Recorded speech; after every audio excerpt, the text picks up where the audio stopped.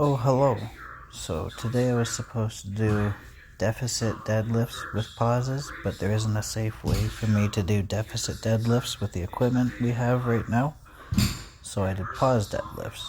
I built up to 275 for two sets of two, or no, three sets of two, which was pretty good. It was double overhand, really tricky with this bar. The third set, I did the very last rep, very long hold.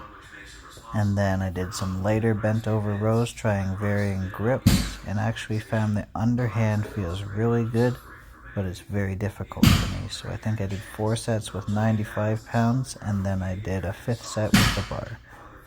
And I'm also listening to an analysis of Tony Soprano and how he's a sociopath and stuff by the YouTube channel called The Vile Eye. Yep, that's all I got. Is being equated with likable, fun, outgoing, and charismatic. I imagine people admire Johnny because of his personality, and his talents as a gangster, and that's where the kind words about his character come from. However, pattern of unstable relationships, affective instability. It means intense anxiety, a joylessness. These people's internal phobias are the only things that exist to them. The real world, real people, are peripheral. These people have no love or compassion. Borderline personalities are very good at splitting behavior, creating bitterness and conflict between others in their circle. We may have gotten more from seeing a psychiatrist. Her only response is to complain about how he must think she's such a terrible mother, and she's saddened and enraged that he's likely talking bad about her in therapy, showing that she has no concern for her son or what he might be going through.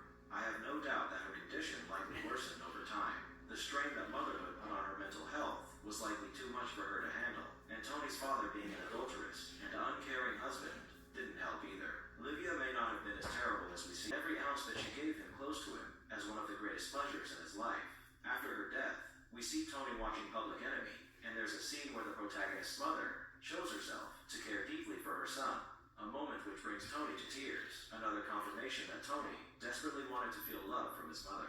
Aside from the duty he feels towards his mother, this need for a mother's love is the most detrimental trait he developed, and all more or less affected him in the same way. The relationships he has with his friends and business associates. Big Pussy Bompancero, Jackie Aprile, Paulie Galtieri, Silvio Dante, Ralph Cifaretto, and every other associate of his that can be considered a friend, quasi-family member, or business partner all had an effect on him in their own way. However, their individual effects on Tony's personality pale in comparison to the one friendship that Tony maintains that's distinct from the rest is his friendship with Artie Bucco, who, as we see in The Many Saints of Newark, actually partook in causing some of the mayhem Tony was engaged in when they were growing up together. But Artie ultimately went his own way and followed in his father's footsteps, entering